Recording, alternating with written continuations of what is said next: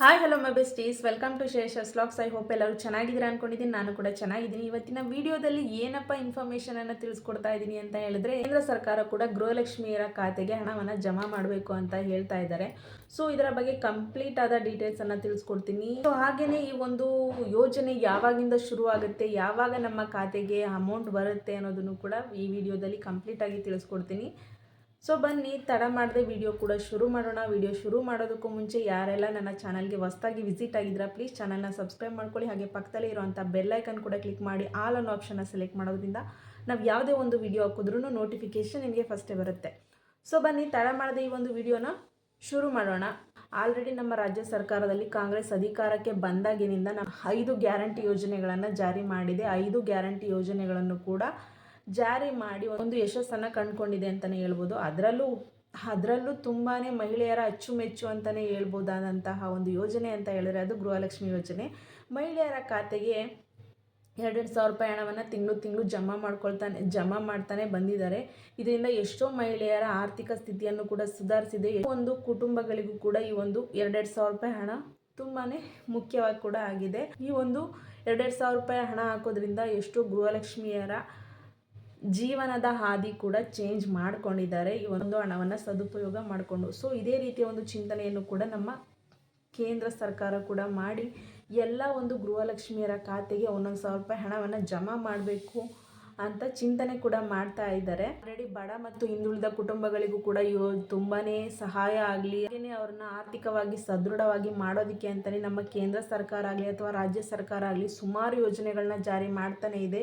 ಅದರಿಂದ ಎಷ್ಟೋ ಪ್ರಯೋಜನಗಳನ್ನ ನಾವು ಕೂಡ ಪಡ್ಕೊಳ್ತಾನೆ ಬಂದಿದ್ದೀವಿ. ಮನೆಯಲ್ಲಿ ಹಿರಿಕರು ಇದ್ದರೆ ಅವರಿಗೆ ವೃದ್ಧಾಪ್ಯ ವೇತನ ಅಂತ ಅವ್ರಿಗೂ ಕೂಡ ಹಣವನ್ನು ಹಾಕ್ತಾ ಇದ್ದಾರೆ. ಅಲ್ಲದೇನೆ ಜನ ವಿಧವೆಯರಿಗೂ ಕೂಡ ಆರ್ಥಿಕ ಪರಿಸ್ಥಿತಿಯನ್ನು ಸುಧಾರಿಸ್ಕೊಳ್ಳೋದಕ್ಕೂ ಕೂಡ ವಿಧವಾ ವೇತನ ಅಂತ ಕೂಡ ತಿಂಗಳು ಅದನ್ನು ಕೂಡ ಬಿಡುಗಡೆ ಮಾಡಿದ್ದಾರೆ.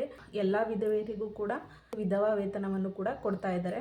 ನಮ್ಮ ಕೇಂದ್ರ ಸರ್ಕಾರ ಬಿಡುಗಡೆ ಮಾಡಿರುವಂತಹ ಗ್ಯಾಸ್ ಸಬ್ಸಿಡಿ ಅಮೌಂಟನ್ನು ಕೂಡ ತಗೊಳ್ತಾ ಇದ್ದೀವಿ. ಈ ರೀತಿ ಎಷ್ಟೋ ಯೋಜನೆಗಳ ಫಲವನ್ನು ನಾವು ಪಡ್ಕೊಳ್ತಾ ಬಂದಿದ್ದೀವಿ. ಈ ರೀತಿ ಒಂದು ಸದೃಢವಾದಂಥ ಯೋಜನೆಗಳನ್ನು ಕೇಂದ್ರ ಸರ್ಕಾರ ಆಗಲಿ ಅಥವಾ ರಾಜ್ಯ ಸರ್ಕಾರ ಆಗಲಿ ಮಾಡ್ತಾನೆ ಬಂದಿದೆ. ನಮ್ಮ ರಾಜ್ಯದಲ್ಲದೆ ಬೇರೆ ರಾಜ್ಯಗಳಲ್ಲೂ ಕೂಡ ಮಹಿಳೆಯರ ಆರ್ಥಿಕ ಅಭಿವೃದ್ಧಿಗೆ ಆಗಲಿ ಅಥವಾ ಸದೃಢರಾಗಿರಲಿ ಅಂತ ಎಷ್ಟೋ ಒಂದು ಯೋಜನೆಗಳನ್ನ ಜಾರಿ ಮಾಡಿ ಅಲ್ಲೂ ಕೂಡ ಇದೇ ರೀತಿಯ ಗೃಹಲಕ್ಷ್ಮಿ ಯೋಜನೆಯ ರೀತಿಯಲ್ಲೇ ಅವರ ಬೇರೆ ರಾಜ್ಯಗಳಲ್ಲೂ ಕೂಡ ಮಹಿಳೆಯರ ಖಾತೆಗೆ ಹಣವನ್ನು ಜಮಾ ಮಾಡ್ತಾನೆ ಬರ್ತಾ ಇದ್ದಾರೆ. ಬಟ್ ನಮ್ಮ ಗೃಹಲಕ್ಷ್ಮಿ ಯೋಜನೆಯಲ್ಲಿ ಬರುವಂತಹ ಅಮೌಂಟ್ಗಿಂತ ಅವೆಲ್ಲ ತುಂಬಾ ಕಡಿಮೆ. ನಮ್ಮ ರಾಜ್ಯದಲ್ಲಿ ಗೃಹಲಕ್ಷ್ಮಿ ಯೋಜನೆ 2,000 ರೂಪಾಯಿ ಆಗ್ತಾ ಇರುವಂಥದ್ದು ತುಂಬಾ ಒಂದು ಮಹತ್ತರವಾದ ಯೋಜನೆ ಅಂತಲೇ ಹೇಳ್ಬೋದು.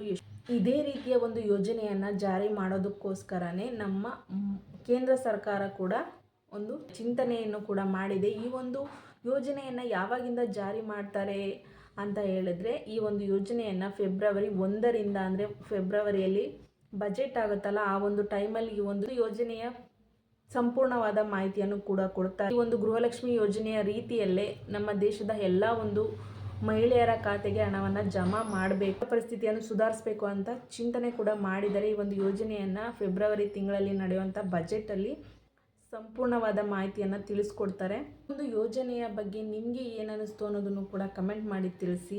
ಈ ಒಂದು ಯೋಜನೆಯನ್ನು ಫೆಬ್ರವರಿ ತಿಂಗಳಿಂದ ಜಾರಿ ಮಾಡಬೇಕು ಅಂತ ಕೂಡ ತಿಳಿಸಿದ್ದಾರೆ. ತಿಂಗಳಿಗೆ 1,000 ರೂಪಾಯಿ ಹಣವನ್ನು ಕೂಡ ಜಮಾ ಮಾಡಬೇಕು ಅಂತ ಚಿಂತನೆಯನ್ನು ಕೂಡ ಮಾಡಿದ್ದಾರೆ. 1,000 ರೂಪಾಯಿ ಹಣವನ್ನು ಜಮಾ ಮಾಡ್ತಾರೆ ಅಂತ ಹೇಳಿದ್ರು ವರ್ಷಕ್ಕೆ 12,000 ರೂಪಾಯಿ ಹಣ ಬ್ಯಾಂಕ್ ಖಾತೆಗೆ, ಎಲ್ಲ ಮಹಿಳೆಯರ ಬ್ಯಾಂಕ್ ಖಾತೆಗೆ ಜಮಾ ಕೂಡ ಆಗುತ್ತೆ ಕೇಂದ್ರ ಸರ್ಕಾರದಿಂದ.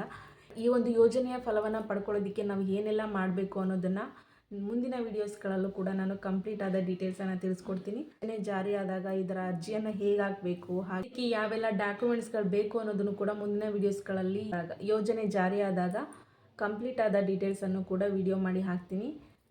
ಇದೇ ರೀತಿಯ ವೀಡಿಯೋಸ್ಗಳಿಗಾಗಿ ಚಾನಲನ್ನು ಇನ್ನೂ ಸಬ್ಸ್ಕ್ರೈಬ್ ಮಾಡ್ಕೊಂಡಿಲ್ಲ ಅಂತ ಹೇಳಿದ್ರೆ ಸಬ್ಸ್ಕ್ರೈಬ್ ಮಾಡ್ಕೊಳ್ಳಿ. ಹಾಗೆಯೇ ವಿಡಿಯೋಗೊಂದು ಲೈಕ್ ಮಾಡಿ, ಹಾಗೆ ಶೇರ್ ಕಮೆಂಟ್ಸ್ ಮಾಡೋದನ್ನು ಮರಿಬೇಡಿ. ಯಾಕಂದರೆ ನೀವು ಮಾಡುವಂಥ ಲೈಕ್ ಶೇರ್ ಕಮೆಂಟ್ಸ್ ನಮಗೆ ಮೋಟಿವೇಶನಲ್ ಕೂಡ ಇರುತ್ತೆ. ಸೊ ಇವತ್ತಿನ ಈ ಒಂದು ಇನ್ಫಾರ್ಮೇಷನ್ ನಿಮಗೆಲ್ಲ ಇಷ್ಟ ಆಗಿದೆ ಅಂತ ತಿಳ್ಕೊಂಡಿದ್ದೀನಿ. ಸೊ ನೆಕ್ಸ್ಟ್ ಒಂದು ಒಳ್ಳೆ ಕಂಟೆಂಟ್ ಜೊತೆ ನಿಮಗೆ ನಾನು ಮತ್ತೆ ಸಿಗ್ತೀನಿ. Thanks for watching.